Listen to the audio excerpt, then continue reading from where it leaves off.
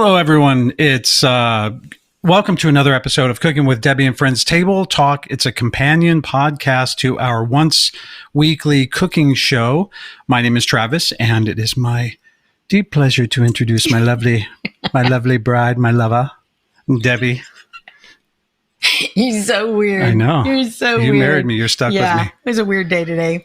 Yeah. Oh, hi, everybody. My name is Debi Gutierrez, and we do this table talk from our kitchen right here. Mm-hmm. We used to cook twice a week and then stopped. Yeah. Well, we were cooking twice a week, Tuesdays and Thursdays, right in the middle of the week. It was tough for me because I'm still also working outside the house, and 2 meals prepared and a show a week for her. That was a lot. It was a heavy undertaking, but what we found is that we were missing out on a lot of the conversations that we would only just get started behind us. And then the theme song talked about some of the things that we were going to talk about, like budget and family and just life in general. And the cooking was getting in the way, and we really wanted to address these topics. And as we delved into it, we realized, oh my gosh, we have a lot of people, a lot of friends who would be great at these topics. Yeah. And so we started to bring them in. Right. And so Table Talk was created. Before we bring in our guest tonight, would you want to recap the last couple shows? Sure. Last Sunday, we just had fun with you on planning your New Year's Eve party. Conversation starters. You know, we're big on conversation starters.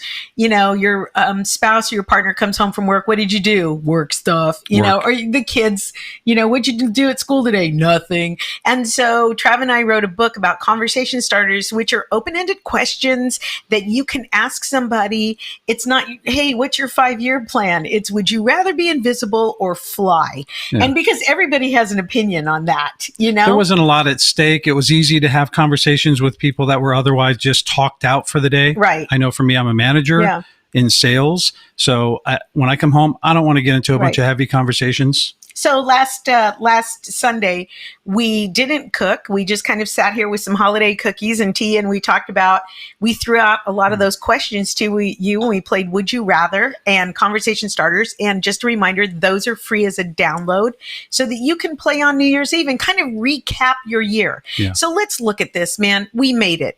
We got through. If you're still with us, if you're watching this podcast or listening to it, you made it through 2020. Yeah.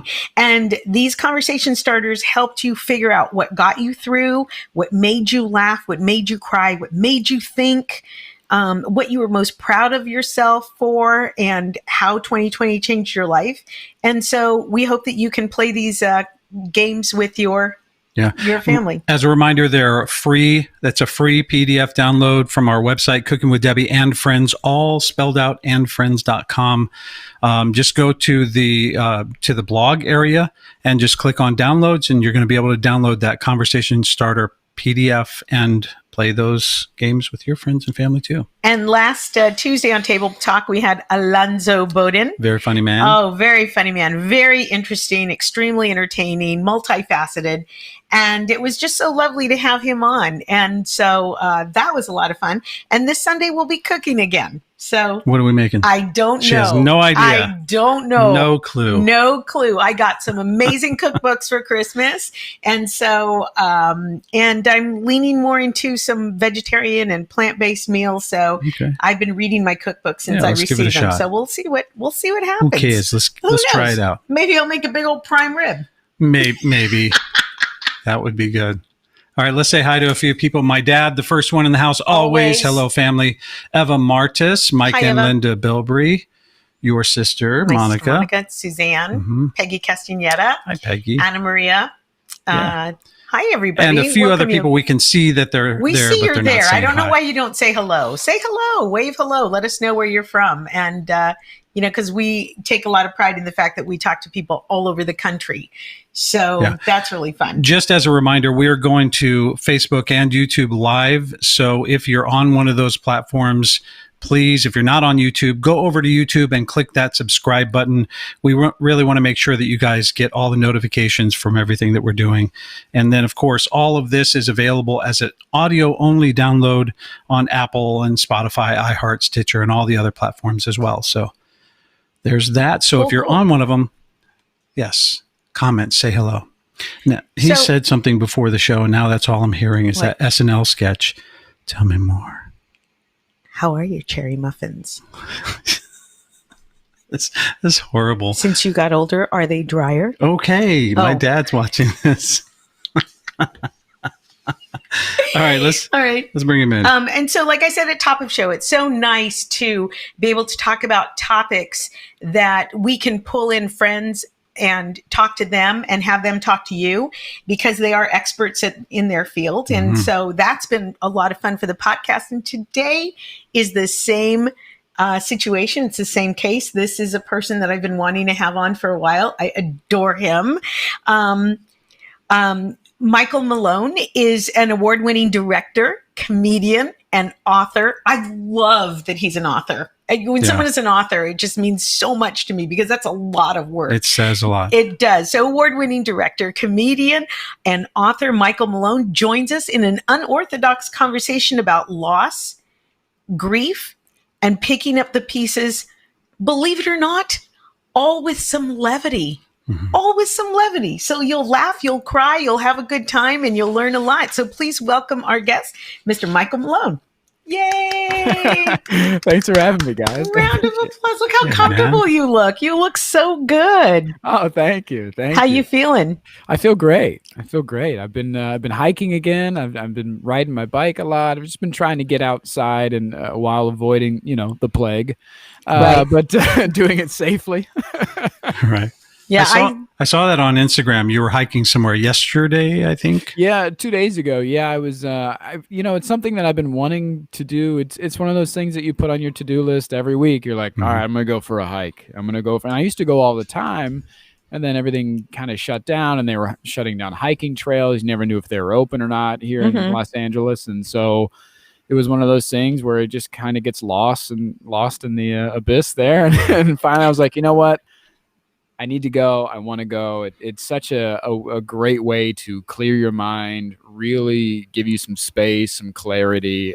There's nothing like being out in nature. It's just so healing for mind, body, and soul. For sure. Yeah. And Mike, you did the same hike twice on consecutive days, right? Yeah. Yeah, I did it. Tell us about that experience. It was weird because I like I said, I haven't been since late February is probably the last time I went on this hike. And we live way out by Ventura. And so we're out in the mountains. And so it's like a hike. Yeah. It's not just not like, a trail. hey, we're going to walk around the park. And there's a bridge. We feed some ducks. It's a nice hike. Like, You guys take a snack. it's a mountain. Right. Yeah, exactly. You drink some snacks, some granola. This is a granola hike. Yeah. And, Plan B, who eats who first when we die? yeah, exactly. This is spread my ashes kind of hike. Yeah. Yeah.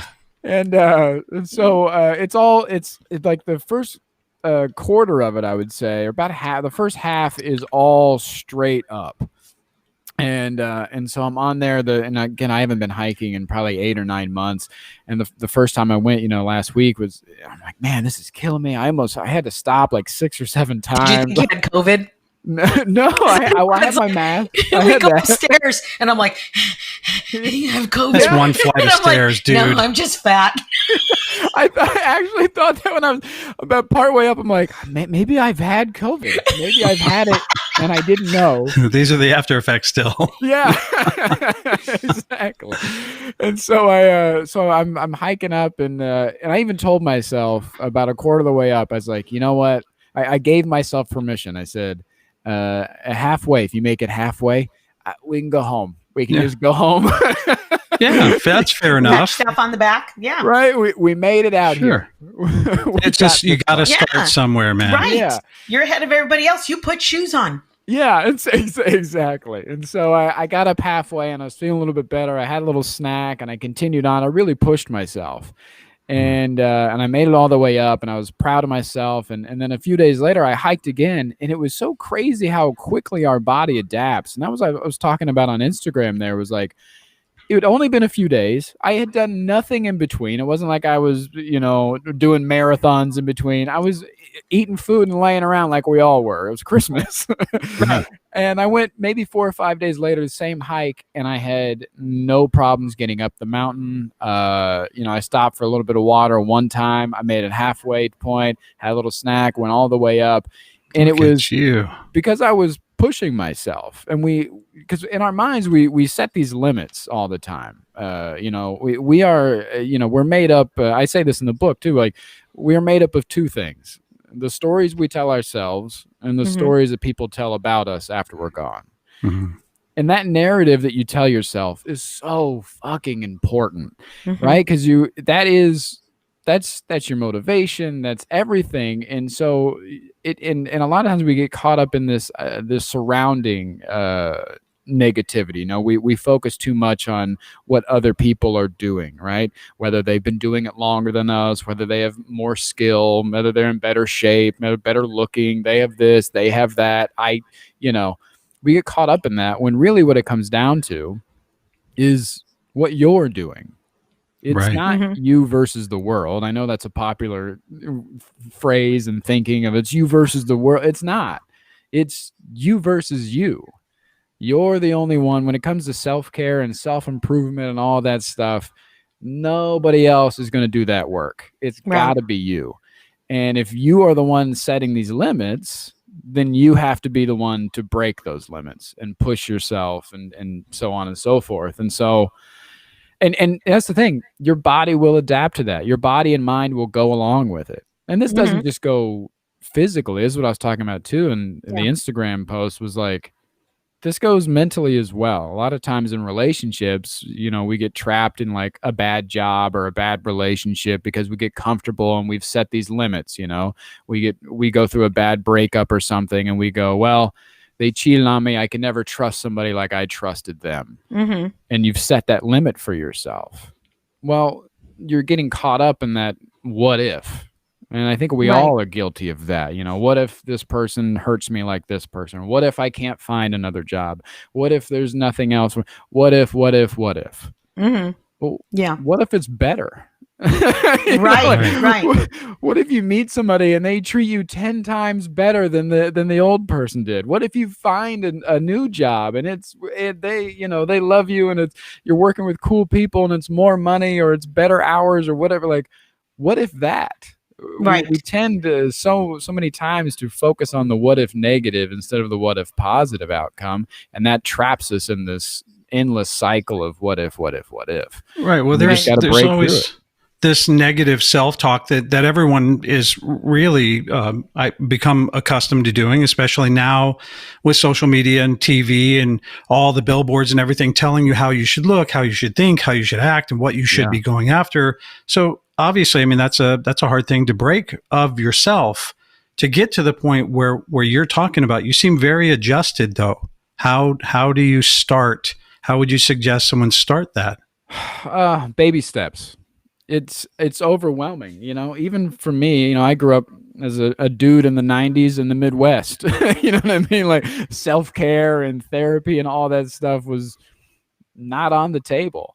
No. Nobody I knew, nobody's dad I knew was invested in self-improvement or going to therapy or any of those things. Right. And so when you don't see it in your direct circle or your surroundings, it seems either unattainable or stupid or whatever. Or non-existent. Exactly. Am I the only one with these sad feelings? I mean, when people are telling you, everybody's a little sad after having a baby. You're going to be fine. Exactly. Yeah, you fall into this idea of what the social norm is. And we just kind of, we put our head down and go back to work. It's like, oh, okay, it'll be fine. It was me. Yeah. And then that just builds and builds and builds. Right. And so a lot of times, even, when you're wanting to get help, it seems so overwhelming, like, where do I even start? And I think a good way to do that is the old trick of just breaking down a list, right? It's all about baby steps. So, make a list of the goals that you want to make. I want to start going to therapy. I want to start meditating. I want to start blah, blah, blah, whatever it is. Pick 3 of those, write them down, right? And not even necessarily the how at first, just the what. This is what I want. And then slowly start thinking about the how. Well, how do I go about getting into therapy? How do I, is it covered on my health insurance? Do I do this? Google it? You know what I mean? Yeah. And then you can slowly start chipping away at that list of things. And then before you know it, you're going to therapy, you're meditating, you're doing yoga, you're hiking, whatever it is that you want to enjoy as self-care, or whatever you need that will kind of heal you in the process and the speed that you want it to.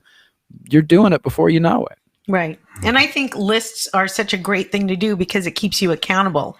Even if it's get up, make my bed, empty the dishwasher, eat lunch, put on my shoes. You know, I mean, even those little small goals, when you're struggling, to be able to tick them off on your list can mean the difference between a good day and a bad day. I mean, that's what it comes down to, is that feeling you get when you mark something off your list. That's the feeling you're chasing, right? That feeling of achievement, approval, and especially when you're in a spiral or you're in a funk for a few days, the only way to get out of it is to chip away at those little, achievements. And like you said, make your bed. That's an easy one. Right. And you feel accomplished. You feel like you're doing something.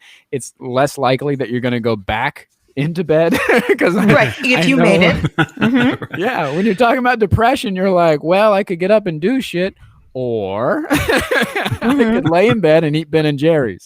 Right. I vote Ben and Jerry's. Yeah, sometimes that happens. Yeah, and you know what I think, to indulge that, like sometimes Travis will come home and I go, because I lost all my work, so I'm home, and I say, I'm sad. I can't put a reason to it. I can't say that I heard something on the news that caused it.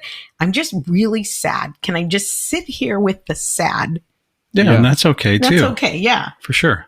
That's super important to do. A lot of times we kind of, as society, we kind of brush it off to just, you tell people to cheer up or to get better, or it's not that bad. And kind of, we're told to kind of, snap out of it.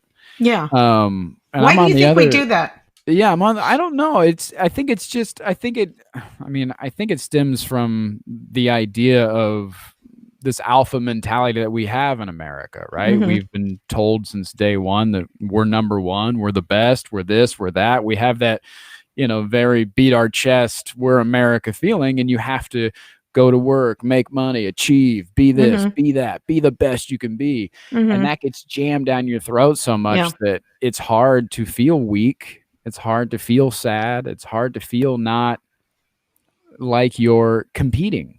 In a country where everybody's competing, right, all the time. Every commercial is competing for your attention, and they all want you to be better. Is your car like this? Are you not driving this car? Well, don't worry, we can help you.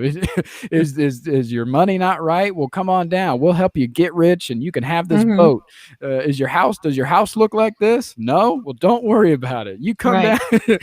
You can go further into debt, and then the negative self-talk starts again. Yes. It's an inward cycle. And I'm on the opposite team where I'm like, you have to feel those feelings. You have to take time and be sad when you're sad. Because again, all of that unprocessed stuff is just going to build up and build up and build up, and it needs a release. And if you don't do that, you don't know when that's going to happen. I talk about in my book about going to Kohl's with my buddy when we were in Texas, and I'm just in Kohl's randomly, and I just start bawling. And I couldn't control it, and I'm just crying. It's because I had all of this built up feelings of being sad, and Kohl's was someplace my mother loved to go, and whenever I was home we would go to stupid Kohl's, with her Kohl's cash. Exactly.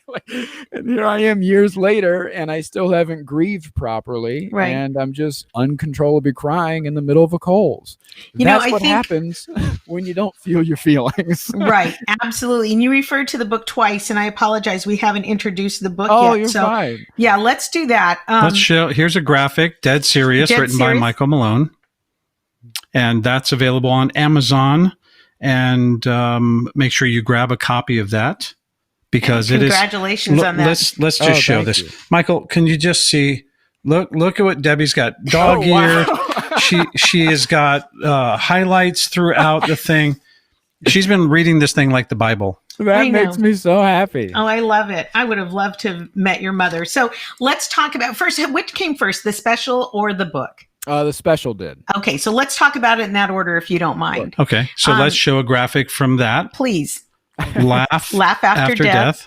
So I was lucky enough to get a ticket to go to see the live taping. Yeah, you were there that night. Oh, it was amazing. Do you remember me coming home that night? I do remember. She came home and she said, I just saw the most amazing one-man show I've ever seen in my life. Absolutely. Because in comedy, I know I've suffered loss, and comedy helps me get back on my feet. Yeah. Yes. But to talk about the loss, what? What planet are you from that you talk about the loss? So let's talk about the special, and we can show a clip as well if you want. Please. Sure. And it is called Laugh After Death. It's available on Amazon Prime. Michael, how many hits did you get on that? We're over 2 million views now. I told you. She did. I was like, I think it's 2 million. Yeah. So let's see a clip from that. So this is a 1.5 minute clip, you guys, and then we'll be right back to this interview. We lost Wayne a few years ago, and I hate that term. Somebody passes on and they say they lost him. It just sounds so irresponsible. We lost Grandpa. Do you remember the last place you had us? What jeans were you wearing that day? Or even worse, when somebody says they were taken. Grandpa was taken from us. Grandpa was kidnapped? What the fuck? He's with Jesus now. Oh, you know who kidnapped him. Okay. I press charges, that's for sure. We lost Wayne, and like I said, when I met Wayne, he was like 200 and something. I was 15. And so I was already pretty much grown. So we weren't like father and son. We were more like best friends, So after when he passed, I did the good son and the best friend thing to do. I went home and I cleared out his hard drive, and my mom had a chance to see it.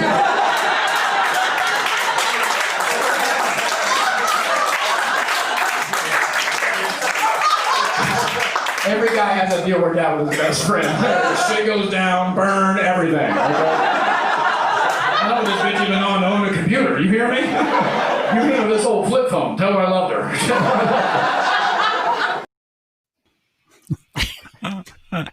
She still laughs at that, a belly laugh every time she Sometimes sees that. I hear myself in your special. I'm like, I think that's me laughing. Yeah, it is her. I can tell. So you directly talked about the loss on stage. Yeah. And so what gave you the confidence to A, do this, and B, know that your audience would follow you? It was not easy when I first started talking about it. And it all stems from, when Wayne passed, I was back home with my mother, of course, and I'd only canceled 2 weeks worth of shows. I was working at the time 46 weekends a year, and so I took 2 weeks off and to be with my mom, and then I kind of prematurely went down to North Carolina to do shows, and I was doing the Thursday, Friday shows, and I was talking about Wayne in my set, and I had not changed it to past tense yet. I was still talking about him, and like the joke goes, just kind of reciting it. And I was talking to my girlfriend at the time, and I was telling her, I was like, I feel dirty. I feel like I'm lying to the audience because I'm still talking about him in present tense, and he passed away a couple weeks ago, and I feel dirty. And so that Saturday night shows came around, and I decided I was going to talk about him passing. And I did everything in past tense. And at the end of all the jokes, when everybody was like going and laughing about Wayne and we're having a good time, I had told him that he passed. And I did a couple jokes about that I had written. Actually, I had written for his eulogy, and stuff like that I had shared on stage. And And that night, I'm not a religious guy, but I do believe in signs from the universe and all that good stuff. And I came off stage that night, and I'm selling DVDs in the back of the room there, and this older gentleman came up, and he smelled just like Wayne. The cologne, I've never smelled this cologne. Like, it's a very random smell. Wow, I've never cool. smelled a man that smelled like him before, and or after, really. I don't and he came up and he smelled like Wayne. He was an older guy, and he had a mustache just like Wayne did, and he came up and he gave me a hug, and he was like, "I love the show tonight. It was really great," and blah blah blah. I was like, "Oh, thank you so much." And other people started coming up to me, and they were sharing their loss. We just lost my brother, we just did this, and it was a whole different level of connecting with an audience that I had ever experienced before. And so I was talking about Wayne a little bit, and then shortly after, about a year later, my mom passed. And I was like, great, more jokes, And then Oh my God. I'm kidding. I'm telling you, it's so weird when you start doing really dark material. I was doing a joke. Here's a joke that does not work on stage. And I put it in the book. It does not work on stage, which is bad news is both my parents died. Good news is I can stay up as late as I want now. That joke does not work on stage. Audiences get real weird. It's real uncomfortable. It's Yeah, a delicate dance. It's a delicate dance. Or like in the back of the back pamphlet, when life gives you lemons, write jokes about dead lemons. So how did you find that delicate dance to dance with your audience about talking about loss? And that was the thing. It was, I had to learn that temperament, right? So what I've done before in writing is you get them going, and then you bring them down, and then you get them going and you bring them down. And so it's almost like a roller coaster that you're on. Mm-hmm. And that's what I was doing for a while. We would be, I'd be killing and having a good time, and then hit them with a really dark one. And then it makes them feel something. Yeah. And before they know any better, you punch it up, and now we're having fun again. Right. And so you are feeling something, and you are getting affected by this dark material. But before you have too much time to really think about it, before you can catch up to it, we're moving on. We're having fun again. Right. So I'm not giving them enough time to actually be sad, because I'm not giving them enough time to actually think about the material. To dwell on it. Yeah. It's like a good song. Yeah. A good song has those dynamics where you're not always just up there high, really, really loud and crazy. Sometimes it comes down into a chorus or a bridge, and then you get that good, sweet feeling, and then you're right back into it. So yeah, you don't give them too much time. And I think just now it reminded me when I came home and I told you about the special, and you asked me to describe it, and I really couldn't. It just, I knew I felt it. Yeah, it was like, why? I just knew I felt it, and I knew it felt different. And it wasn't, the one person shows are all about just feel sorry for me.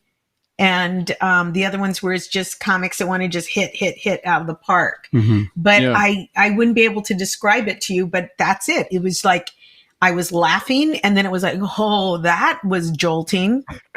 Go back to the gummy bear joke, right? Yeah, and that's the thing. I had taken some advice from a couple of buddies of mine. Ricardo, who opened up that show for me that night, he had told me when I was kind of dabbling, is I was afraid of this material for a while, because there's, as a comic, it goes back to competing, right? Where there's only a certain amount of weeks, there's only a certain amount of clubs, and so you have to kill, or else you're not getting work anymore. And it was delicate to work on some of this material when it was still fresh and still new, because it wasn't like kill. And no pun intended. And so my buddy Ricardo, he told me, we're talking one night, and he said, so wrong. He said, all that stuff you're not talking about, that's what they want to hear. And I took that with me, and as I was writing and as I was developing, and then another buddy of mine, Leo Flowers, we were talking one night, and he said, it's not about killing, it's about connecting. Right. And that blew my mind open. That freedom to not kill, that I let go of that. And I just told myself, it's going to be awkward. It's not always going to work. And, I would choose it here and there because it's not easy doing that. It's a big 20-minute chunk of really dark stuff and really honest stuff. You can't really do that on a Saturday night late show when there's a bachelorette party. They're like, show us your dick. And you're like, okay, I hate those bachelor parties. I've had brides kicked out of the MGM before. This girl, out. She'll have her day in June. You know what this kind of reminds me of? Of course, different subject matter, different material, the whole thing. But Tig Notaro, when she talked about having cancer. Yeah. And what an amazingly brave thing that was. And so when I saw your special, I thought the same thing. Wow, this dude's tearing his heart open. And for those that are listening or watching this, you kind of expect a comedian to get on stage and open themselves up. Otherwise, why are they up there? But comedians do reveal a lot about themselves. But for those of you that are not familiar with Michael Malone, this is different. This is on a different level. So you've got to watch this guy's special. Michael, I'm still thinking about some of the things you said and just the way you talked about it. You took us on a journey, man. It was really good. I appreciate that. Yeah, it was hard to do, and it was hard to learn how to balance that out, and then once, like I said, once I let go of that pressure of killing and focus more on connecting, it opened up a whole new world. And then I was having the response of audiences coming up and sharing their stories more and more. I had a grown man in Phoenix who cried on my shoulder, talking about him and his mom used to come out to comedy shows all the time. He hasn't been. She died 3 years ago, and he randomly came out to see me, and I happened to do that closing bit and all this stuff. And it was connecting me in a way I'd never felt before. And I almost, I steered away from it for a long time. Even I didn't do it all the time because I knew what it did. You know what I mean? Like I knew how it affected people and what it caused. And so I almost steered clear of it. And I remember working on it the week before the special taping.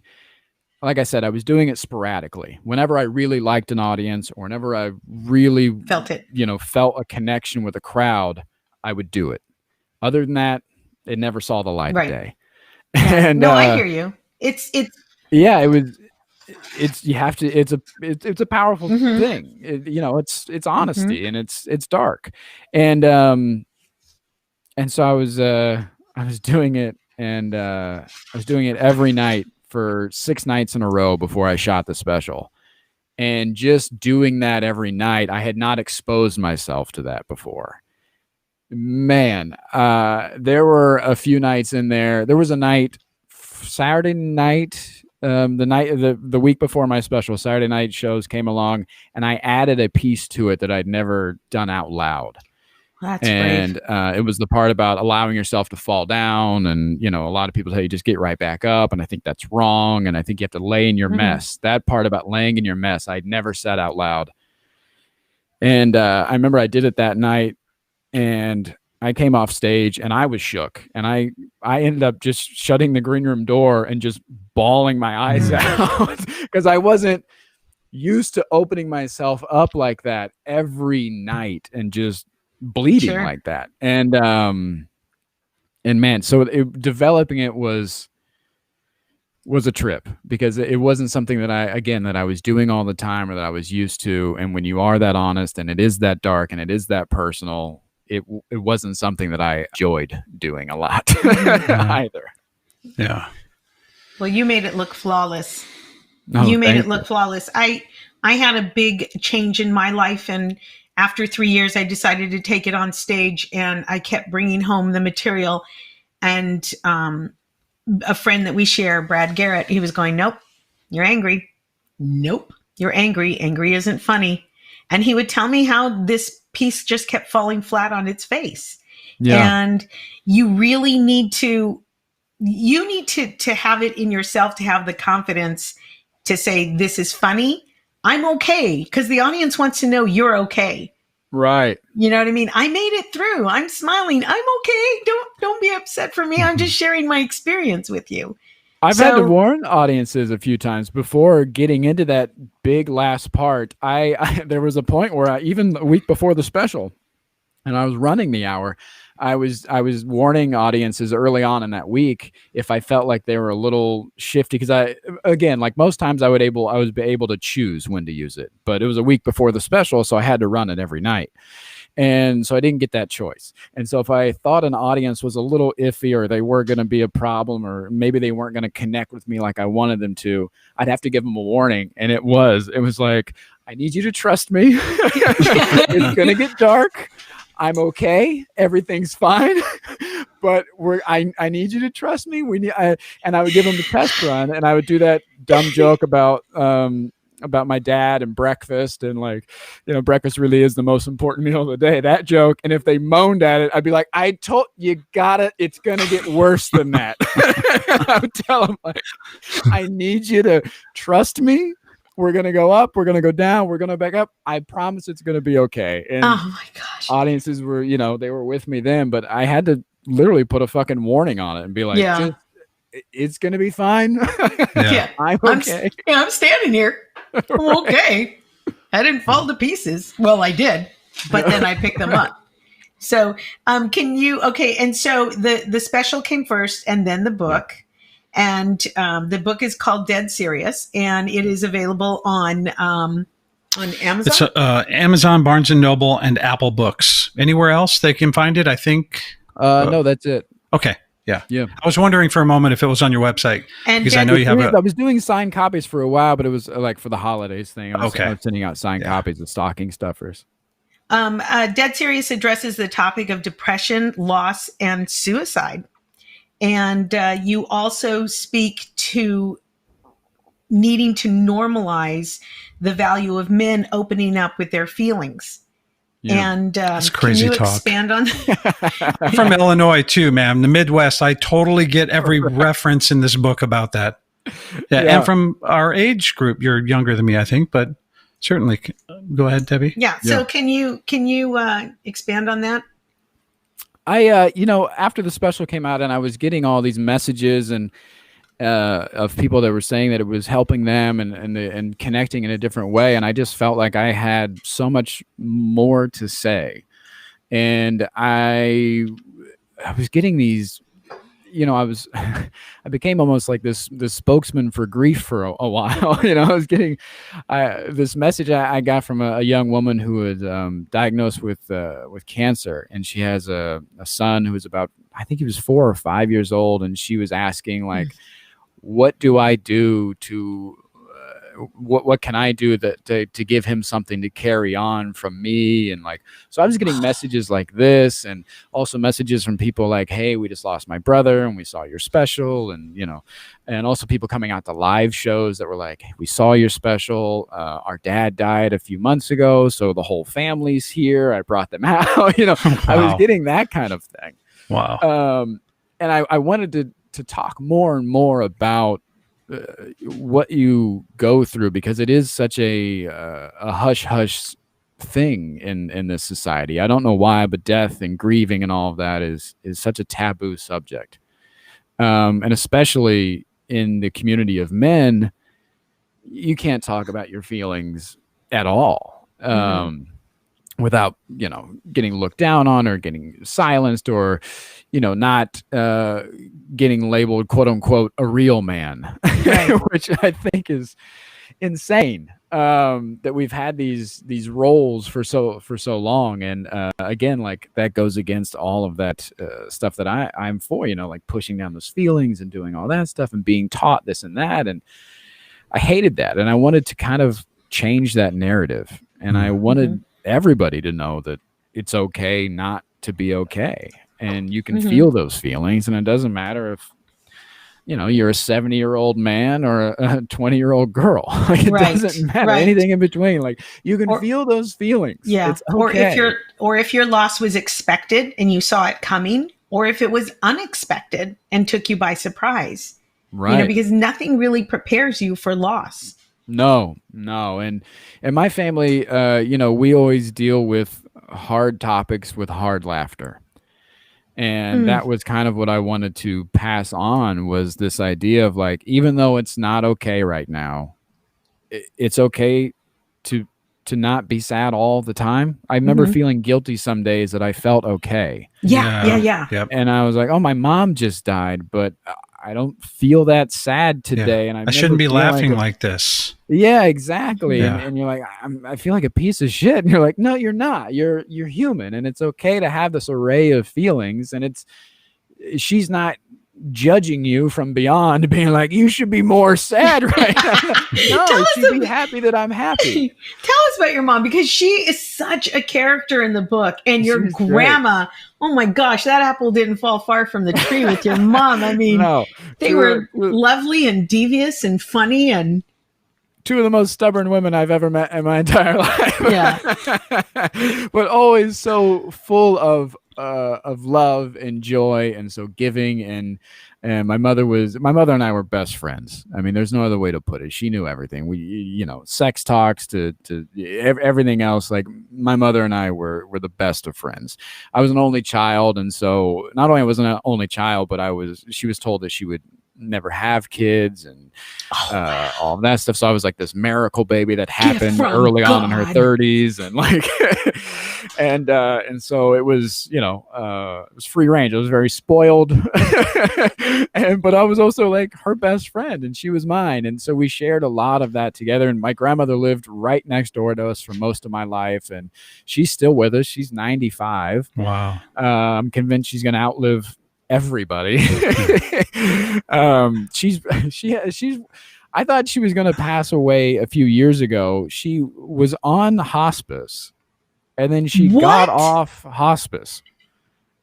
I don't know grandmother, I've never even known anybody to come off hospice. Yeah, that's very unusual. The nurse came to us and he said, we think your grandmother can go home now. And we were like, oh, thank God. Yes. Like, she can go home. And he's like, no, we mean like her house. Like, she can go to her house. Can you give her a ride? Okay. Come help her back up.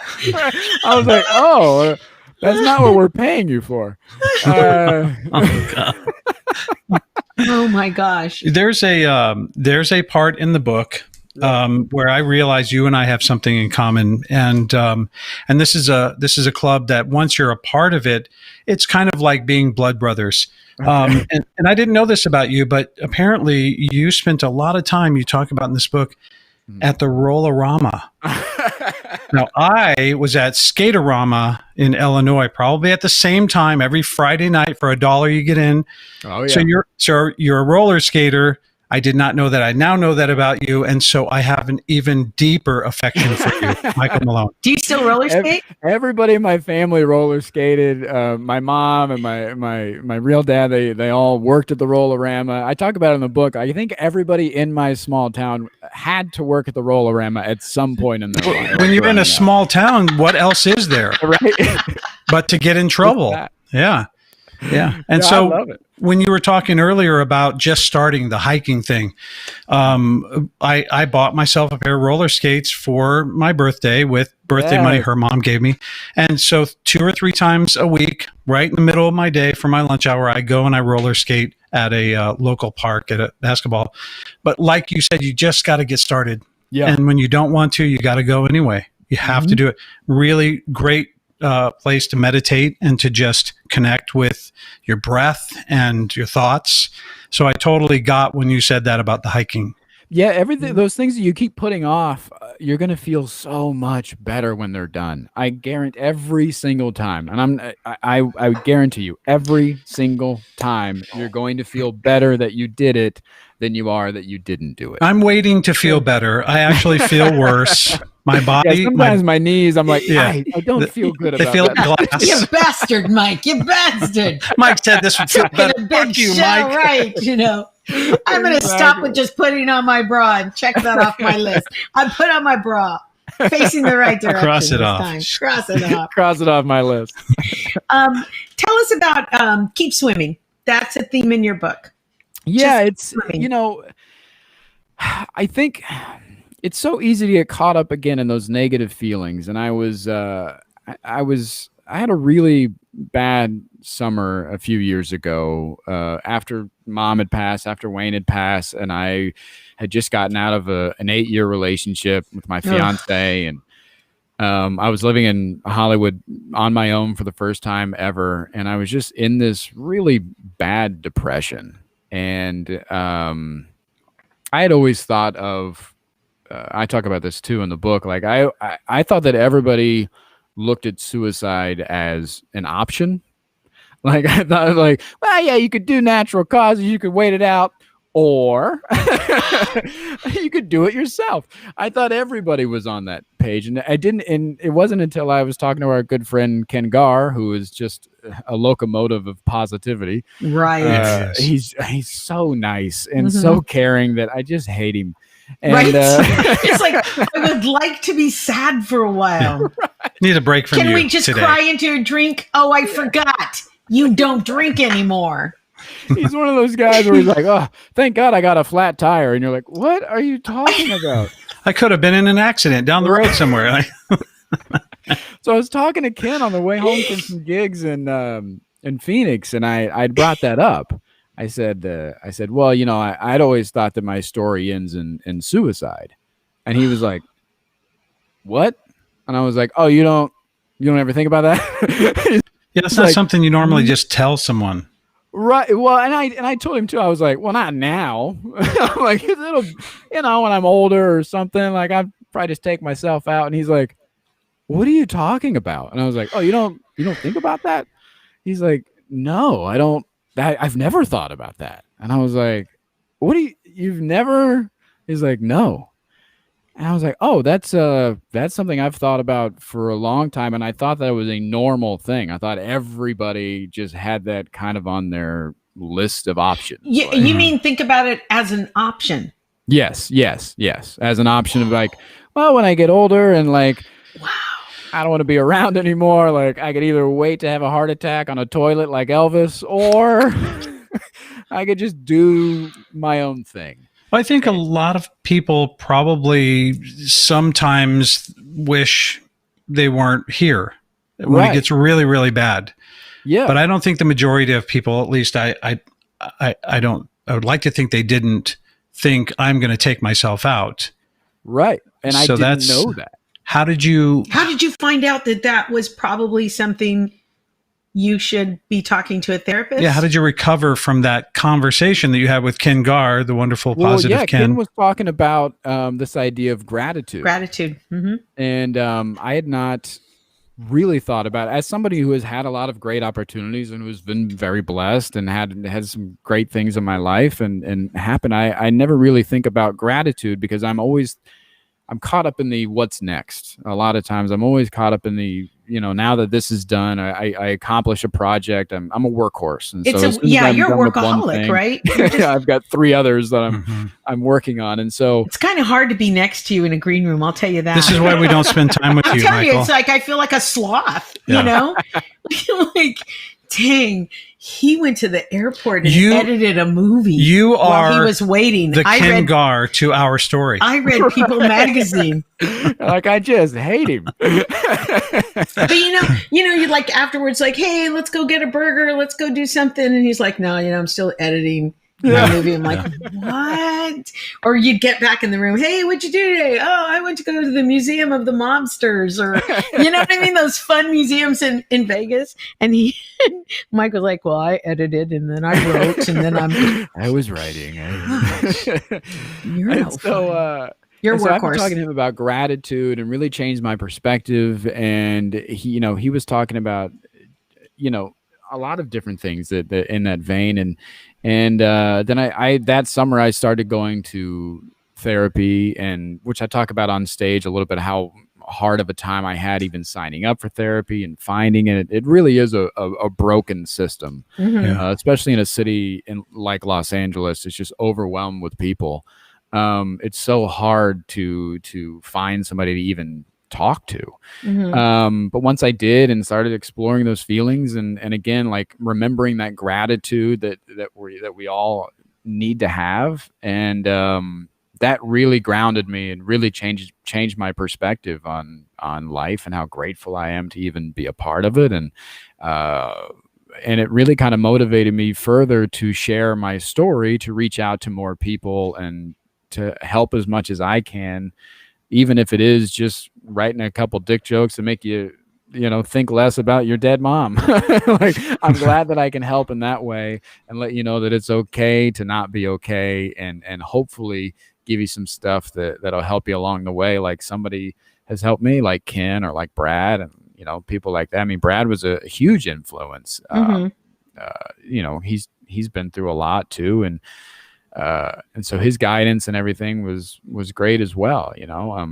Brad's also played such a weird role in the grieving process of everything. Like I was at Brad's club for New Year's when Wayne had his heart attack and had his stroke, and I didn't mention anything to Brad. I didn't mention anything to them, and I just flew home right away after that week in Vegas. And then Wayne died a few days later, and then I was at Brad's place either a couple weeks. Either right before or right after my mom passed. I was at Brad's place. And then when we did the Showtime series that I got to be a part of with him, that episode that I was in with him debuted on my mother's birthday. Which is so he's like played like Brad. A weird role in this in this journey that I've been on for the past few years. Are you talking about I'm Dying Up Here? Yes. Oh, let me show that graphic. For those of you that haven't seen this amazing show, there is the wonderful Michael Malone looking really good. I like you in long hair. I like this look, yeah. And the best hair I've ever had. What did you say? I said it's the best hair I've never had. You were so natural in that. You were so natural. You were wonderful in that. Yeah. And if you can indulge me just for a second about Brad, I was going through something and Brad took me out to lunch and we were talking and I started to cry, and then I would stop myself and he'd say, "What are you doing?" It's okay. And then he said nothing. It was really weird to sit with somebody who wasn't going to tell you to stop crying. It's going to be okay. Tell me more. Stop. Nothing. It was just, he was just there. And it was just the first time I remember somebody really listening. Yeah. And I think because women have a tendency to, we stop each other. It's going to be okay. And I think men get uncomfortable with other men, but I remember him really listening. Somebody wrote to you, embrace the signs. Yeah. Also, when I get those, I do. Like I said, I'm not a religious person, but I'm definitely into universal signs and all of those things, and I'm definitely taking note and listening to those things. Yeah. I have a few more questions. I know you have you're probably going to go work right after this. He's going to run a marathon and then finish editing his new special. You know you're a fan of Eddie Izzard. Are you following his marathon running? Oh, I am. I love Eddie. I got actually a really cool little side story is I got to play London for the first time 2 years ago, and I played like this little the Bill Murray, which is like this little black box theater club, maybe seats 60 people. And I'm there for my first time playing London, never been there before. And I show up a little bit early, and they're changing the marquee for the late show to Eddie Izzard. And I was like, I thought in my head, like, maybe this is a thing where a comedy club will put up Bill Burr because he was there like in 1994 and they just leave his name up to hopefully sell tickets. Eddie Izzard. Yeah. So I was like, maybe they're just putting Eddie Izzard up to sell some tickets for other folks. And so I asked the guy, I was like, hey, is Eddie actually doing the late show? Because he wasn't on the schedule, it wasn't on the calendar, nothing like that. And this is, again, like a few hours before. So I was like, is Eddie actually coming in tonight? And they're like, oh, yeah, he just called. He bumped the late show. He's going to run his new hour. And I was like, wow. Can I hang out for that? They were like, yeah. They're like, it's sold out, but if you hang out after your show, he's like, I'm sure I can find you a spot. And I had a couple buddies with me, and I was like, there's like a couple of us here. And he's like, I'll do my best. He's like, it's already pretty packed. And so it was standing room only, 60 little seater thing. They were bringing in chairs from other places, all this stuff. And I got to sit and watch Eddie run an hour and a half. Oh my gosh. His new, How which is amazing. phenomenal. It's Yeah. incredible. He taught, you know, Wow. it's So so smart. weird.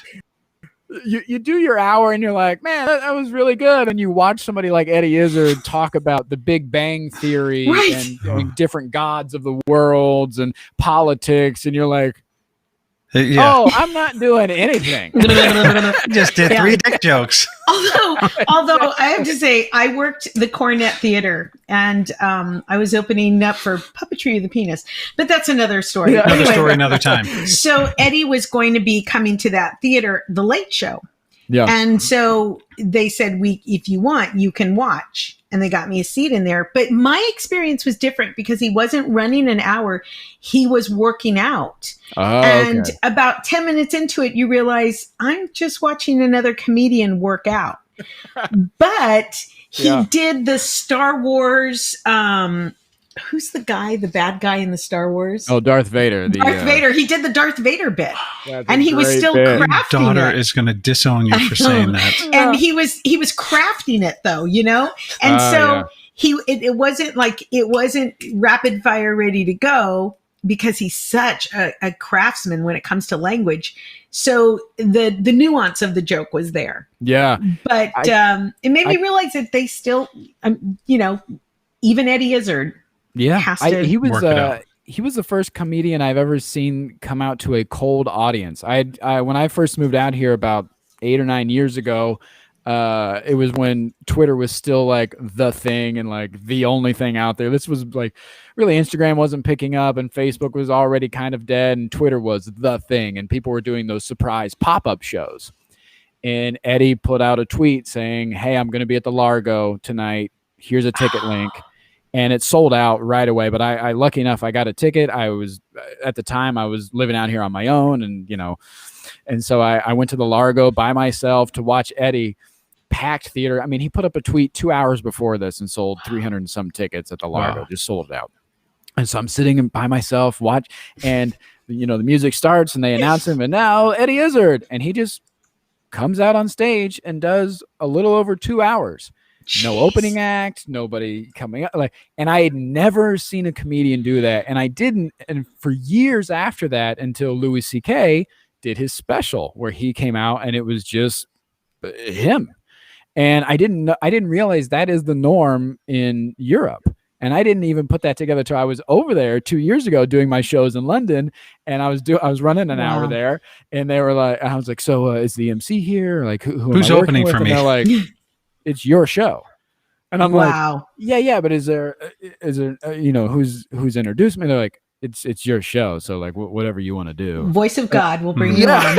And so they're just like, and now Michael Malone, and you just go up cold and you're like, hey, Hi. the weirdest thing Hi, being guys. an American comedian used to all that fluffer, you know, Yeah. you got your opening, you got your middle, you got this and that, a guest Do I spot get a maybe. light? No Nah, light? They just feed you to the wolves in London. Wow. Wow. Can we read a couple comments that people are Sure. saying? So All right. one up here. Let me scroll back up. Question for Mike: how did you learn to balance your material? Were there any comedians or content that you looked to? Yeah, Eddie was a big influence on that. I loved the one-man show kind of guys. I grew up watching and loving John Leguizamo. I loved the way he would put together his show, and I always would just watch that just wide-eyed and be like, man, how do you even do that? I want to do something like that one day. Titus was another guy, so dark and so honest, yet it's such a great storyteller. And Mike Birbiglia, another great storyteller. And I just remember thinking, you know, as you're getting more into comedy and you're starting to try new things and do different stuff, I remember really getting into the storytelling aspect of it. And I was like, man, I really love that part of it. And so as time went on, my stories got longer and longer and longer, and the jokes did and all that stuff, and learning how to weave them together, and watching guys like Eddie and Mike and Titus and all those guys really helped me understand how to take a story and then make it a story. Right. And A then story people- worth listening to, because not everybody's stories are worth listening to. No, and that's the thing. And a lot of comedy is just set up punch. And Mhm. even, a story is, maybe 2 or 3 jokes strung together about, going to a gas station or something like that. Right. Typical And, day, yeah. at And- home with kids. That's how mine starts, So, and then this happened. And then this And then he came home and expected dinner. But yeah, it's about Selfish bastard. weaving all that together, and you kind of just learn it kind of blindly. I mean, Right. there is no. That's the thing with stand up. It either works or it doesn't work, and you know right away. And if the person telling the jokes are going to work. Oh my gosh. Do we have time for a quick story? And I want to get to Babe, Vanessa. Debbie, this is your show. You Oh, do what okay. the hell you So- want. You can talk as long as you want, Debbie. So we were at the Improv, and this guy went up. I don't even know what his name was, but I don't think he was a comic. I don't know. I think he just wandered up there. You're But, just a homeless guy. Yeah. And so he was telling these jokes, and they were so bad. And Yeah. I had to go up after him. And I turned to Michael. I said, so there's this Western I watched, and there were 2 cowboys. And one cowboy gets caught by the Indians, and they take him and they slice his stomach open, and then they take his intestines and they tie it around a tree, and then they're killing him slowly like that. And his friend, the other cowboy, comes from behind a rock and kills his friend, right? Mercy killing. So I told Mike, get your gun ready. Do you remember? And I kept looking over to the side like, Now? now? You know how jokes are not funny when the comedians in the back are the only ones laughing. Oh my gosh, we laughed Oh. powerfully You guys are the hard. worst. Oh, it's The worst because at we that. love it so much. We love. There's Love nothing it. more a comic loves than to watch another comic bomb, another comic that Right. we love. Yeah. Sure. Bomb. Tell him it's going to be Usually. good. Oh no, you should Oh, lead with dude, that. totally Lead with do it. that joke. Yeah. Yes. Mike is funny and real at the same time. Love it. Yeah. Oh, His thank laugh you. makes me happy. So deep, so real, and thank you. Oh, that's um, awesome. We had another person that we know, and she works for Kaiser, and she said there are great apps now available that help with mental health. Calm and My Strength are a few self-care apps that offer sleep, meditation, mindfulness, and other great content and resources, because not everybody has the money to go and get therapy. That Calm app, if you have an American Express credit card of any kind, you can use your one of their benefits is a free 1-year subscription to the Calm app. Oh, And, that's great. yeah, you put in your American Express card, and it'll give you a free year, and it's unlimited usage and all that stuff. So you can use all their meditations and How sleep. cool is that? Mike is just like a Shakespeare. He Just knows is. everything. You know So- what else is very good? Yes, meditation, mindfulness apps and that, but music. And I want to just point out, you've got behind you. I'm going to make you full screen. Oops. Yeah, That's sure. us. Yeah, that was. There you Sorry. Who? Tell us about the guy that's peeking through his fingers back there. So this is actually the last picture taken of Mac Miller before he passed, and Mac was one of the artists that kind of helped me get into self-care and kind of get into this idea of keep swimming and keep going and talking about that stuff. He had a great album called Swimming, and then he had another album come out after he passed called Circles. And there was supposed to be a combo album, Swimming in Circles, and they're all about self-care and depression and suicide and self-medicating and all these things that he's been through, and talking about keep fighting, and he was getting sober and he was doing so well and all these things, and so those albums, especially the Swimming album, man, it just got me through so much of it. And I write about it in the book too. I think it might be the first story in the book. Yeah. And, In that book. yeah, and I have this last tweet that he put up right before he accidentally overdosed, and he was in the studio and he was working and overdosed, and one of the last things he tweeted was, "I just want to go on tour." And I've had that thought so many times where you'll be in a funk, you'll be in a depression, and you it's almost like an excuse. Like if I was on tour, I'd feel better. If I was doing this, I'd feel better. If I was doing this, it's that what if statement. What if I was doing something? I'd be better if I was doing. No, you'd be better if you worked on yourself. You'd be better if you actually took the time and did the things you're supposed to be doing. You'd actually feel better if you felt your feelings. You'd actually feel better if you're doing X, Y, and Z. It's not about this escapism that we fall victim to. She would say that every now and then. She would say, I need to get on a stage. And you totally get that as a performer, right? Oh, yeah. It's definitely it's definitely therapeutic, but that's not the end all be all. No, and I've learned that during COVID. Yeah. There is no stage. Right. Well, this is our stage now. Yeah. Here we are, baby. There's another comment. Somebody mentioned Paula Gelman said she does have that app with a big exclamation point. So apparently it's helping. A great show. Mike is an inspiration. So real, so wonderful, so needed. Thank you. Yeah. And that's why we brought you on. Debbie and I were talking about this and your special. And totally agree with the inspiration part of it. And about the book, if anybody listening wants the book and doesn't have the funds for it, just DM Travis and I. We will be happy to gift this book to you. Yeah. So not this one. This one's mine. Nope, that's dog-eared. I have all kinds. And then ask Mike this. And I want to meet his mom. That would be. I bet his mom and I would be friends. She sounds wonderful. So I do have Let's Talk on this page, and it's the story of. It's the chapter called Lukewarm Water. Oh, before we get into that, are you teaching storytelling classes? I'm getting ready to, in January. You are like Da Vinci. He never sleeps. No. I'm convinced he doesn't sleep. And he laughed at that, which means he's well-versed on Da Vinci. Yep. He knows why you said that.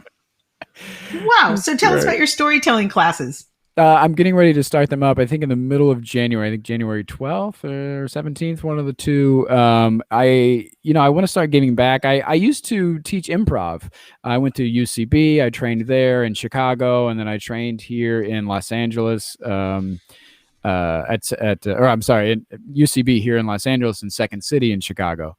And I taught improv for a couple years, and I miss it. I love teaching, and now I'm getting into storytelling, and I'm starting to structure these jokes in a way that are big stories. I mean, the opening story on my special is a 14-minute long joke about buying rolling papers at a gas station. I mean, I love that story. All right. And so, with the book out and all that stuff, I want to start teaching again. And so I thought, what a great time to do it now. Everybody's on Zoom. Everybody's learning how to do that. And so I thought I could teach some Zoom classes. So it's a 6-week course. I'm only taking 15 people just so I can focus on individuals and their stories and help them, find out what the story is, carve it down and polish it up, and then make it ready to go, whether that be on stage or whether you're writing or script or whatever you're working on. I want to help you tell that story a little bit better. I would imagine even for something like sales. Yeah. Salespeople, they need their communication skills and to be able to engage. Yeah, it helps a lot. And that's what I did with improv too. And some people would come that were in the sales field that would come to learn improv and to do that. And that's one of the main pieces of advice I give young stand-ups too, when they ask, what should I be doing? What should I be working on? Take improv. Even if you never want to do improv, even if you don't want to do it, take improv classes, because it gets you comfortable on stage. It teaches you how to listen. And that is the best thing you can do as a comic. It's not, we get caught up in this idea of punch, punch, punch, punch. It's not about that. It's about listening. It's about hearing your audience. Those are the nights where you can guide your show. Your jokes are all up here. They're on once you get good enough, you can pull them out of the fucking air, right? It's about listening to your audience and seeing which jokes you should be pulling out of the air. Because if you're stuck in this rhythm of okay, this joke, and then I got to do this joke, and then if something happens in between here, you're fucked. You have no idea what to do now. Now you're thrown off. Improv teaches you how to be comfortable, because it teaches you how to be in the moment. It teaches you how to listen so you can navigate more. It teaches you all that stuff. And so even if you have no desire to do stand-up at all or to do improv at all, take an improv class. It'll add gears to your stand-up instantly. So is this storytelling? But this one, storytelling, this is different. This is not the improv. Right? Yeah, this is a not class. improv. Yeah, And this is storytelling. This is one-on-one, or is it in a group setting? It'll be a group setting, like a Zoom chat setting. That's and cool. I'll be teaching from there. And again, it'll be a 6-week course, and just learning how to take a big idea and carve it down into something that you can share. So that'll be available mid-January. Do you have a price on it if somebody wanted to know? It's $125 per person, just because it's I'm taking 15 people. And you can get all that on MaloneComedy.com. For 6 weeks, 125? Yeah. It was once a week for 6 weeks. That's a great price. Yeah. No, I've dropped your contact information in the description of these videos on Facebook and YouTube, but also on the screen. Right. Instagram at Malone Comedy, his YouTube, Facebook, and of course his website. There's all the information right there. MaloneComedy.com. So I would love to get to the story of Vanessa, and then I would love to do the little conversation starters. So do you need this? I think I might Bro, need that. look what she's doing. This, I can't get away from the goodness here. This, I just got to show you guys. Yes. Look at what she made. Tell us what we're looking at here, baby. That's Vanessa's bread. This is Vanessa's bread. This is Vanessa's nut bread. And Vanessa was she's a beautiful little squirrel. She's a beautiful And she was having company, and she was going to make nut bread, and she called her husband, make sure you bring me an acorn. And then she found like a chocolate chip. And so I was going to bed last night going, I'm making a grocery list in my head. I went, no, I'm going to be like Vanessa and just look around and see what I have. And because that was her resourcefulness, Right. And so, and made it with love. And I found, I had figs, I had dates, I had walnuts. That's what that is. Honey. It's fig and is there chocolate in here as well? No, all that What is sweet that is coming sweet from the pop? date. Oh, Ooh. yeah, man. Okay. So tell This me is about really Vanessa, good. because I loved her. Vanessa's a mixture of a lot of women in my life and a little piece of me as well. And it's mainly, it was, you and I chatted about this via text the other night, and something I'll share here is that story, that last story in the book, Lukewarm Water. It's the longest story in the book, but it's also the first one that I wrote. And all the other stuff that comes before it, all the self-care stuff and all of that, it somehow ended up in Vanessa's story without me knowing. So it almost works as a callback to all the things I talk about in the book leading up to it. And I didn't mean for it to be that way. It just came out that way. Serendipitous. It's a beautiful it's all story. about that Go ahead. struggle of depression and self-worth. A lot of it is self-image, self-worth, getting caught up in the mundane day-to-day things. A lot of it is related to my mother and how she was feeling. My mother felt trapped a lot of times. She wanted to go explore more. She wanted more out of her life. She wanted this, she wanted that. But when she would look at herself in the mirror, she would just complain about the way she looked, the way she felt. She was a woman who was always sick. You know what I mean? Like, oh, you'd ask her, how you doing? Well, I got a headache. Or, oh, my stomach, there was always something a little off. She would never be like, I'm great. And that's how Vanessa is. Vanessa wants more out of life, and she just doesn't know how to get it without kind of burning everything down. She has kids to think about. She has Robert to think about, her sweet husband who would do anything for her. And Robert's role kind of plays the kind of role in society that we kind of think husbands play, kind of that know nothing, don't ask too many questions kind of thing that sitcoms have beat over our head all the time. Like if you ask your man, what's wrong, he'll be like, what, are you on your period? But like, guy, ask questions, get involved. Be an active participant. Yeah, exactly. And so Robert does play this role, even though he is very loving and all these different things, he still isn't asking the right things. He isn't, actually being there for her. And Vanessa needs that so desperately. And you write, I'm sorry. Oh yeah, go on. You write women beautifully. Oh, thank you. And rare is a man that does write women beautifully. And no, really, Yeah. and I think that you tapped into a demographic that we don't always think about who is suicidal. Right. And that is middle to older age women who have children moved out. Husband still has the same job. He's still going to work. Her life is completely different. It was all wrapped up in all these other people. And now she just has her. And I really connected to her. It's a beautiful, open-ended story. We don't know what happens. No, yeah, I wanted to the ending, it's no spoiler alert. The ending is open-ended and it's like that on purpose. I wanted it to be kind of a test. When I joke about it, when my buddy first read it, my best friend, I sent it over to him to read, and he's like, "Man, I can't believe you killed that squirrel." And I'm like, I didn't kill her. I was like, maybe you did. Yeah. But now we know where you went with the story. Yeah. Right, exactly. And it's such a, and he was fighting me on it. He's like, I need answers. And I'm like, well, ask yourself. Mm-hmm. And I think that's kind of the moral of the story to self-care in general. It's up to you. It's not, I don't care if you think that she's dead or what happened to her or this or that. Like, it's my story and I'm looking at it this way. And when other readers look at it, I want it to feel like their story too. And I want it to feel like, okay, I'm going to make the decision. Does she live or does she not? And what happens? Unless you're And that's reading up to it. you. Yeah. Unless you're reading it like Robert. How do I listen better? Right. I saw a really moving scene today on The Butler, and Jackie Kennedy is covered in blood and crying. And Forrest Whitaker, who plays the butler, is watching her just break down. And he says, "Tell me how I can help you." Yeah. And I thought that was such a powerful line. If your partner doesn't know what to do when you're sad or how to respond, tell me what to do to help you. And it could be go ahead. I'm sorry.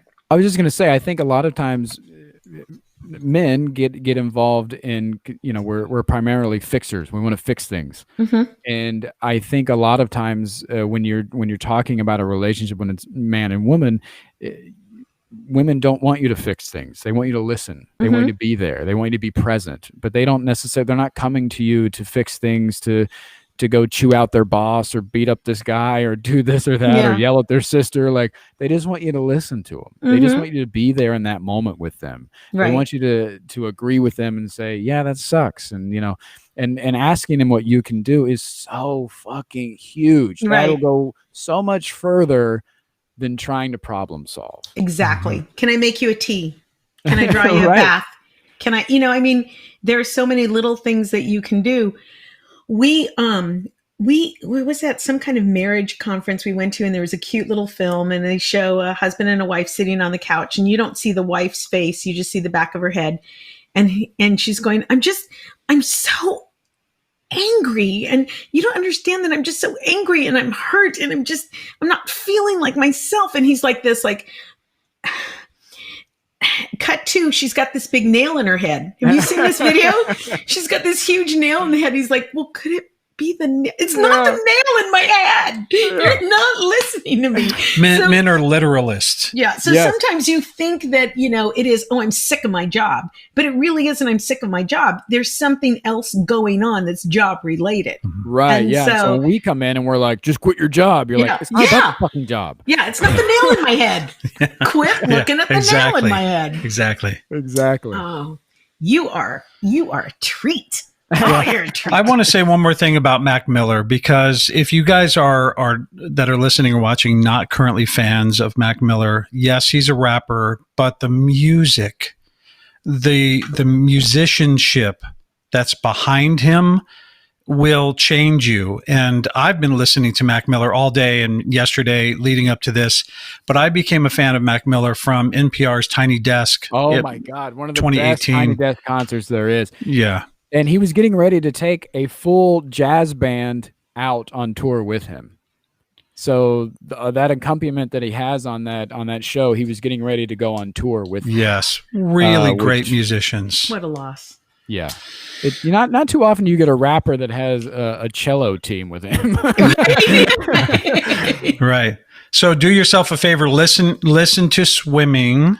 Swimming's incredible, and circles is really good too. Yeah, it is. Did you want to ask? Yes. What did you want to do, sweetheart? So, in closing, first of all, you're a treat. So wonderful. People Thank can. you. You guys are great. We have. Oh, thank you. Yeah, this is fun. So, like I said at top of show, I don't know if you were listening, but Travis and I wrote a book of conversation starters because not every man wants to discuss his 5-year plan. You want a great conversation with a dude. You say, "Hey, have you ever eaten dog food?" And most of the time, they have where they fed somebody dog food in their, childhood. So, they're just fun conversation starters. And so we did a whole show of them, and we have it ready for download for people to play during New Year's Eve. So you realize it wasn't such a shit year. There were some good things that happened, in 2020.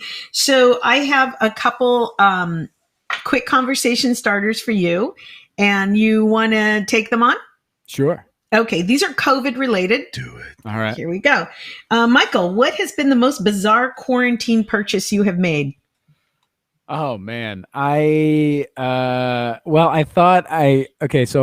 wanted to convert some old VHS tapes to digital files, and I thought, well, I have nothing but time on my hands now. Why not do that? So some family stuff, and I ordered this piece, and I tracked down a VCR. You have no idea how hard a fucking VCR is to find in the year 2020, and most of them are like $89. Did you buy it from a pawn shop? I bought a VCR and this little converter thing off Amazon. And it doesn't work. No, can you so return now I it? just have an old VCR. Oh, and this no. component just sitting on my desk for months now. Oh my God. No. Okay. What new and unexpected hobby have you started during quarantine? Oh man. These are good questions. I've been cooking more. Yeah, my girlfriend's a dietitian, and there's no better example of that old saying, you can give a man a fish, or you can teach a man to fish, saying. She has taught me how to fish, and I am ever so grateful. Now I know how to make some chicken, I know how to make some stir fry vegetables, some cut up some sweet potatoes. I've been baking more, and it's all because of her showing me, making it a few times, me enjoying it, and then me being like, "Hey, how'd you do that with the sweet potatoes?"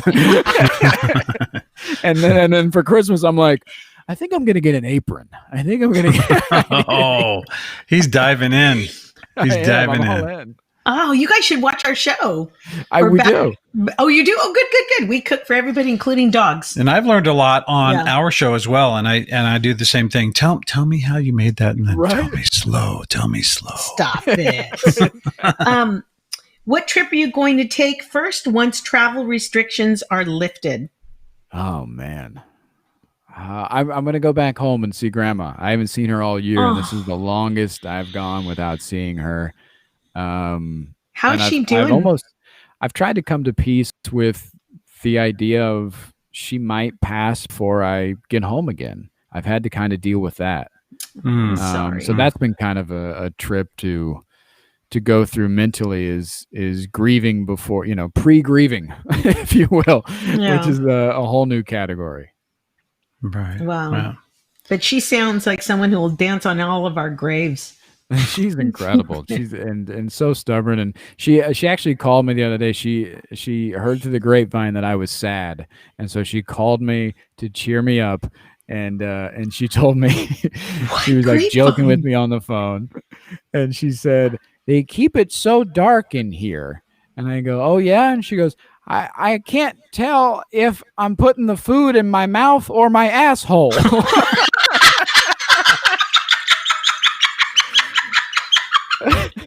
And I said, "Grandma, a hot meal's a hot meal." Oh my gosh. Funny family. All right. Last one. If you could have anyone real or fictional as a quarantine buddy, who would it be? Oh man. Somebody rich, because this $600 stimulus check ain't gonna cut it. Oh, come on. We have plans for that $600. We're going to pay mortgage for the past 6 months. Yeah. And paying partial rent. Can't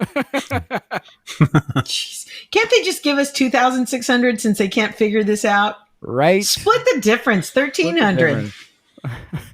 I don't know. That's a really interesting one, because you would think a lot of times when you think of celebrities, you don't think of how annoying it would actually be to have them around all the time. Mm-hmm. Yeah. I think my answer would be who I'm stuck with now, which is my girlfriend and her daughter Maddie, and we've just been getting closer and closer and having fun and yeah, it's been great. I can't complain. Like quarantine life has been wonderful. Nice guy. I said the same damn thing last week. You did. And you said Samin Nosrat and who else? Someone else. Samin Nosrat, the chef, and Stephen King. Stephen King. Because he could tell me how all this is going to end. I love it. I love it. But Mike, you're the nice guy. He's Da Vinci. He's Da Vinci. Okay, so what a pleasure it was to have you on the show. Please let us know when your storytelling classes kick off. We would love to let our audiences know, because we did have 2 comments. Somebody asking how much and when they're going to start. So you already have a couple people. Perfect. Thank you. Yeah. And again, to any of our listeners, this is a great book, Dead Serious. If you have Amazon, you can see the special, of course, for free. If you have Showtime, well, I'm Dying Up Here is on Amazon too now, right? Right. Yeah. It's on Amazon Prime.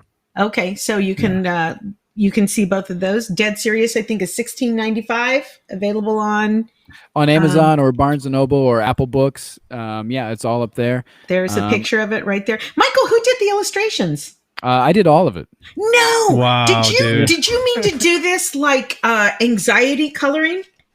You know, like the anxiety coloring. My buddy, I have a comic buddy who's put out a book like that. Yeah, I thought that's what it was. I thought, this is for anxiety. Oh. I almost brought home some coloring pencils today. It's so pretty. Actually, that'd be perfect for that. No, it is. It's other way, honey. Other way. There we go. Right there. Yeah. Okay. People can't see it. You did those? Yeah. God damn it, Very you're a Da nice. Vinci. Very talented guy. Oh my gosh. Once again, Dead Serious, written by Michael Malone. It's available on Barnes & Noble, on Apple Books, and you can see him his special on Prime, which truly is a unique special. And I've been in comedy for 100 years, 27 years, death. 27 years. And this was truly one of the most unique specials I have seen. Truly. It left something in me. I couldn't even explain what I was feeling. I just knew I had all the feels. She did. And, thank you so much. That means so much. Absolutely. Talented. I called Brad on my way home.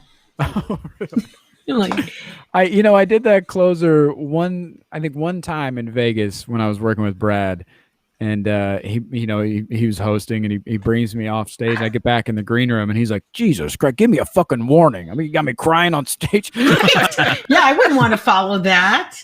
Oh my gosh, That's so funny. good. I miss you, buddy. I miss you too. This was great. Thanks for having me. I miss you a lot. Well, to all the listeners, thank you again. And I want to reiterate Debbie's offer. If you want to get Dead Serious, and if you don't have the means by which to acquire one, DM us. We want to send this to you as our gift, because we think it is just a wonderful book. Yeah. To Oh, that's awesome. Thank you guys. It's transformative. Yeah. Also, I want to make sure everyone knows, go to MaloneComedy.com. I'm going to show people my shirt. Let me show this here. Oh, yes. Okay. I bought this. This is one of the most comfortable shirts I've ever worn. It feels like a band t-shirt. That's what Michael said he intended for it to feel like, and it does. And also, Michael, I want to let you know, I wear this under other shirts sometimes just as a positive affirmation to myself. Just to remind myself, man. And he accidentally wore it when we gave cookies to the neighbors. Oh, dude, Christmas cookies, and I'm wearing this Zen as fuck shirt. Bro, I got home and I was like, oh, damn it, I was wearing this the whole time. That's great. I love it. And it is so comfortable. I have one myself, and it is like, I mean it to fit like an old concert shirt, and it's great. I love it. Thank you so much. I'm glad you're enjoying it. Yeah, 100%, man. I love it. So make sure to get one of these or one of his other items on his website. Michael Malone, You are an inspiration, and I love having you on the show to We talk. loved it. Yes. Yeah. Thank you so guys. much. Thanks for having Thank me. I you. appreciate it. Happy Love New you Year. guys. Love you too. Happy New Year to you. You too. All right, brother. Take care, See man. you guys Good later. night. Thank you. Thank Okay. you. Is there anything he can't do? Well, I'm starting to think maybe not. I think so. Yeah. Wow. He does everything. So he's got a book. He's got a special. He was on I'm Dying Up Here. His movie, Bethlehem, won an award. Yeah, he's an award-winning director. Hilarious comedian, you guys, and just an all-around good guy. And now tonight we've learned that he is a competitive hiker. And also he has done all the illustrations in this really amazing book. And I'm telling you, it's not a hard read. You can jump around in this thing. I did. And I didn't feel like I was lost because each chapter is a story in and of itself. Right. So please grab one of these copies, dead serious, from Michael Malone. What a sweet guy. Yeah. Very happy to have you on the show, my brother. It's so hard to take on something like death and grieving and loss and, and make it funny. I mean, and for a stand-up to make it funny, I don't think I've heard a stand-up. No. Yeah. Yeah. Wow. So he broke the mold there. All right. Well, want to remind you guys that we are going to be cooking again on Sunday. Again, Debbie has no clue whatsoever what she's going to be making. I choose to call it a surprise. Yeah. And then we'll be back on Table Talk Podcast with a New Year, New You guest next week. Couple guests. Yeah. So we're looking forward to that as well. 12 p.m. Sunday right here on Facebook and YouTube. And then after, we're on Apple, iTunes, on Stitcher, iHeart. So please subscribe to us on our channel. So most importantly, we want to make sure that you get over to the YouTube channel and hit that subscribe button. We'd really appreciate that. That's youtube.com/MommyComic. And then check us out on Instagram as well at Cooking with Debbie. Everyone who has been in the comments tonight, appreciate you guys being here and everyone that was watching the show. And thank you for just the whole year. Thank you for starting with us and ending the year strong with us. And this was a little show that could, and you were a big part of it. You were the reason I would get up in the morning and start thinking about what to cook and how to cook it. Sound like it's going away. And no, it's not going away. Yeah. Not at all. In fact, there are some things on the horizon for Cooking with Debbie and Friends. Cállate, mujer. So we appreciate if you just keep thinking those good thoughts for us and keep joining us in our kitchen, because this show is really for you. And without you, it just would be another cooking show. Right. So thank you. We love you guys, and we will see you next time. Bye-bye.